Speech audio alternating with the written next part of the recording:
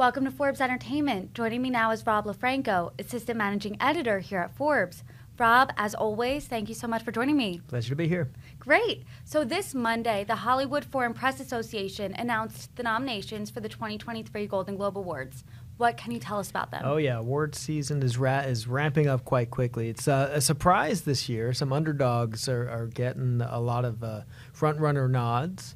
And, I think Hollywood has finally learned its lesson, the whole Oscars so white problem. This is seems to be, I don't know if it's an answer to that, but it's certainly it's a round of nominations that includes a lot of minority films, people of color, and that sort of thing. So it's a good sign. Yeah, definitely. Abbott Elementary was most nominated TV series, but who else are the underdogs that you're seeing this year? Well, you've got the Banshees of Inisherin, of course, which is they're leading. I mean, when one of them, Abbott Elementary's got 5 nominations, Banshees has 8. I mean, once you see those kind of numbers, it's sort of like, the Oscars are going to follow suit. I mean, it just shows that the Hollywood community is enraptured with this particular content. So that's a very good sign for those. What about snubs? Snubs, well, yeah, I suppose you can say Tom Cruise is snubbed because he's in the biggest movie of the year, but then again, I don't think that, although the movie is nominated, it's kind of hard to ignore the biggest movie of the year. I think that gets an automatic nod. Of course. And, was Tom Cruise good or bad in it? Who's to say, but it's Tom Cruise getting an Oscar nomination for a role that he's rehashing from 30 years ago. I suppose you can consider that a snub, although it is in one way, and it's sort of, that makes sense in another way. Tom Hanks is another one, America's favorite dad, I guess, is what they call him. It's maybe the country has, or the world has moved on from the love of Tom Hanks at the moment, but he's not really he hasn't made a presence on this year's list. Yeah, that was definitely weird to see him as a villain in Elvis. That was definitely a turn from good guy Mr. Rogers. Yeah, I mean, he's a talented actor. He did the role really well. I think, part of the problem might have also been that Elvis wasn't exactly a big, it wasn't the big hit that I think Baz Luhrmann would have loved it to be. So, it had a couple of faults. Yeah, so now talking about award shows as a whole, this is the kickoff to award season. Do people care about award shows anymore? Certainly declining interest. There's been a bit of a bounce back. I mean, there was a few years there where it was really looking like this was done. Nobody cared. It's going to go off network. People were starting to talk about this is going on streaming only. That doesn't seem, it hasn't happened, and it doesn't seem to be the direction. There was a bit of a bounce back in ratings last year for the award shows. It's a genre that needs an overhaul. And this kind of selection process where you're getting a diversity of films, it's not just a knee-jerk going for the established actors, the established directors, the predictable films. I mean, to have 2 pieces of content that are content from people of color is it's a complete slap in the face to the way things have gone in the past, where there was always an accusation against Hollywood that this is very white biased. So it's this may shake things up. The question is whether the audiences for those films care to tune in. We'll see. And are they any indication of what the most popular movies have been? Because I know in the past there's been this disconnect between what's popular in the box office opposed to what's sweeping at the award shows. Yeah, there's always been a disconnect. I think there always will. I mean, the box office is the people. It's it's the commercial appeal, right?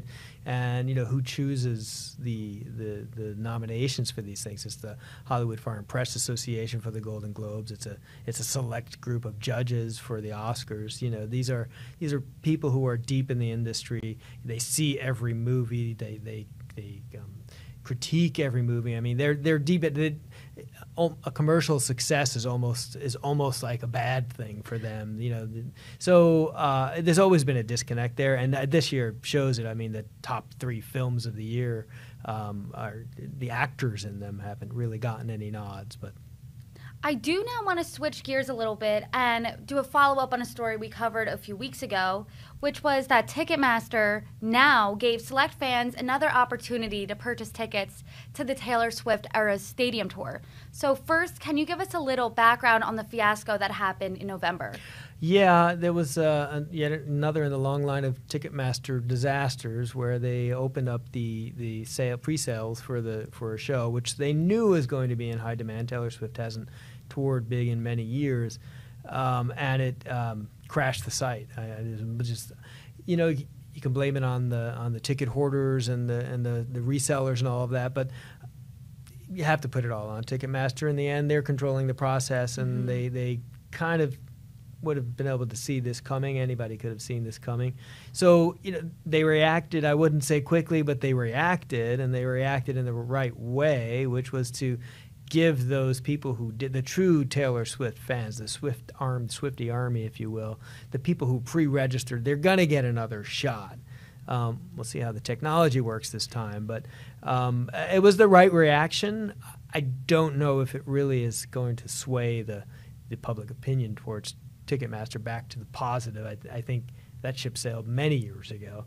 The thing is, it's kind of a monopoly in terms of ticket selling, and does it really matter? Good luck to the Swifties, for hopefully that they do get tickets here. But does this make up for it at all? Is this part of a good faith campaign from Ticketmaster?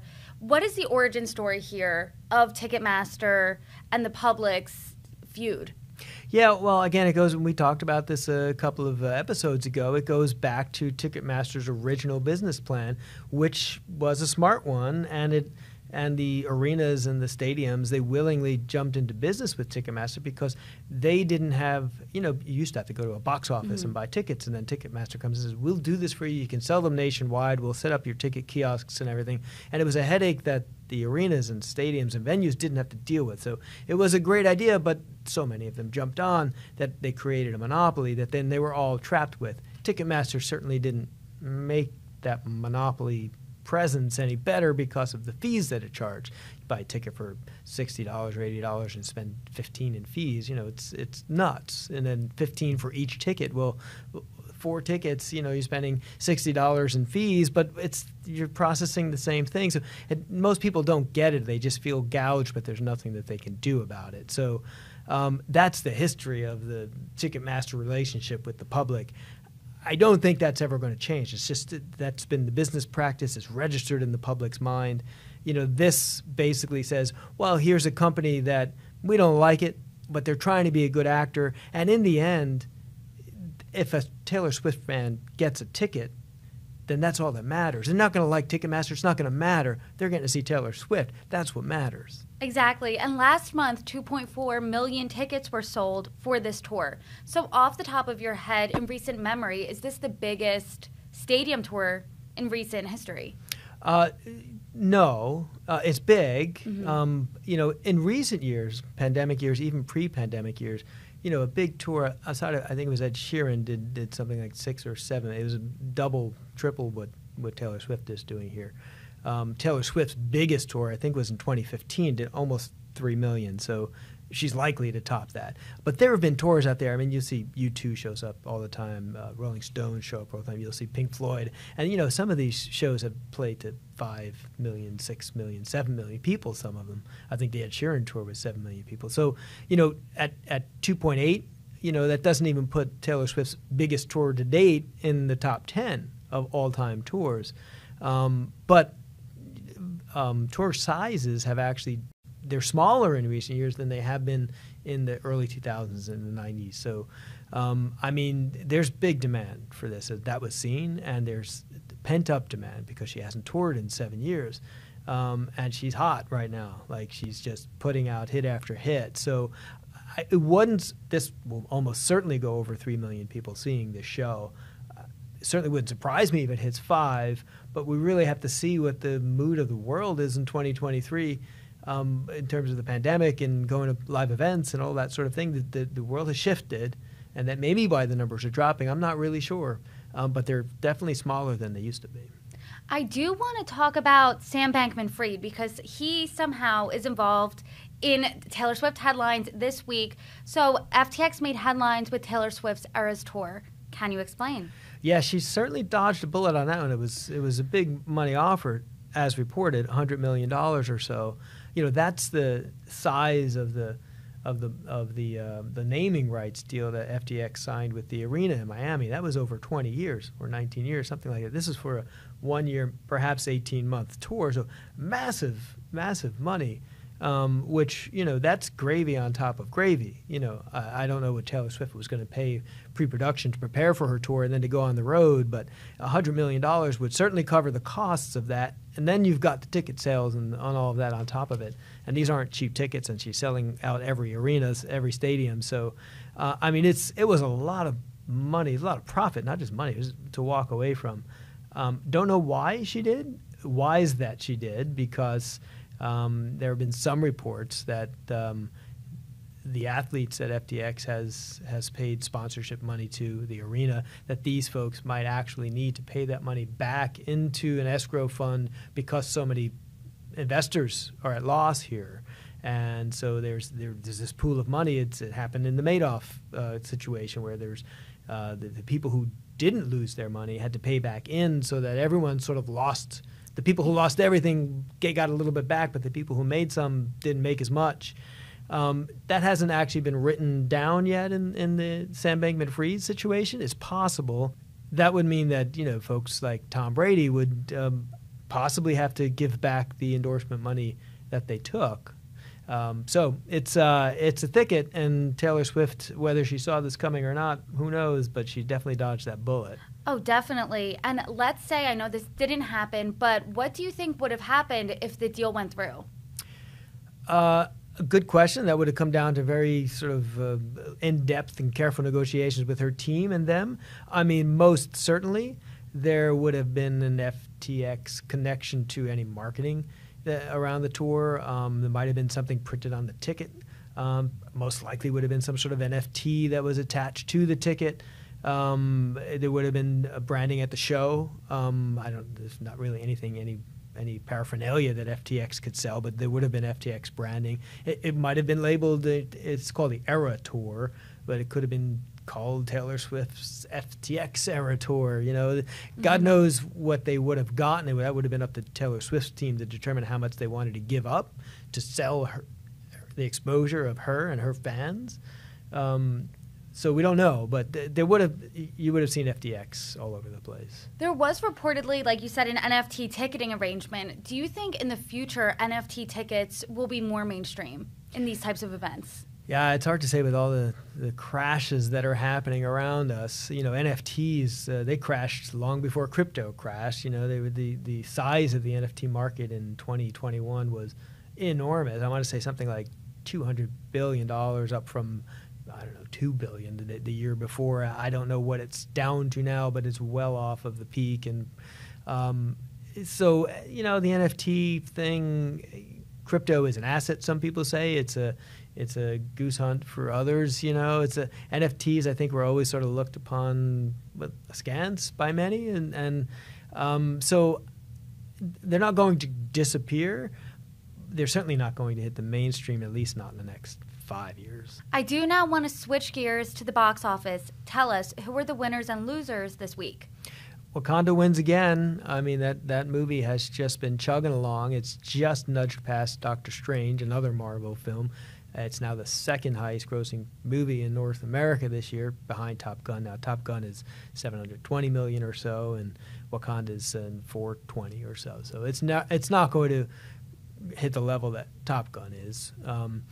And it's not going to be the number one movie come Thursday, because that's when the big one comes out. Exactly, and I do want to talk about that. But first, is Wakanda Forever outperforming, or is it just a case of there's no new big releases until this weekend when Avatar comes out? There's been a lot of great movies out. I don't think there hasn't been much competition for Wakanda.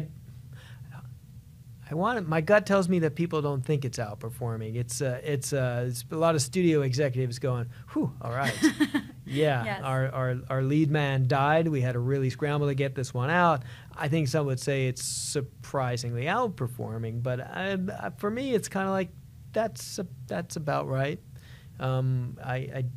The first one was just such an amazing phenomenon. I didn't see this one. I didn't think it was going to match the box office. Mm-hmm. So I think they're considering this one a success. Outperforming, I don't know, but a success for sure.